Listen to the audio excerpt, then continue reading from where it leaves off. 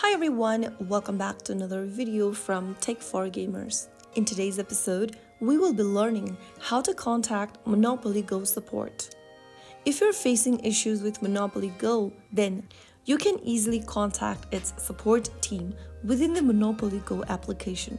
Launch open the Monopoly Go app on your device and then, from the home page, tap on the hamburger menu button at the top right corner. In the expanded menu, click on Settings.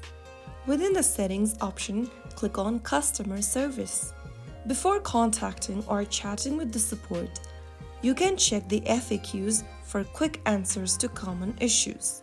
If you don't find a solution in the FAQs, tap on the Chat with Us option at the bottom. Now you can go ahead and provide necessary details including your player ID, a brief description of the issue, or even a screenshot if needed by starting a new conversation.